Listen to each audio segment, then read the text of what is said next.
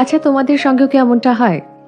ধরো, পুরনো কোনো অ্যালবামে তোমার একটা ছবি খুঁজে পেলে, অথবা মোবাইলের গ্যালারিতে গিয়ে সেখানে তোমার ৪-৫ বছর পুরনো একটা ছবি পেলে, এবং দেখবে সেই ছবিটা দেখতে দেখতে তোমার ঠোঁটের কোণায় একটা হাসি ফুটে উঠেছে।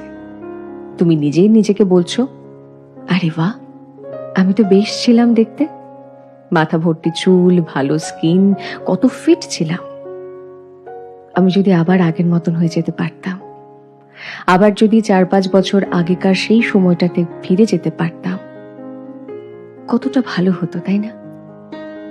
৪-৫ বছর আগেকার সেই ছবিটা দেখে আমাদের প্রত্যেকের এই অনুভূতিটাই হয় যে সেই সময়টাই ছিল জীবনের গোল্ডেন মোমেন্ট।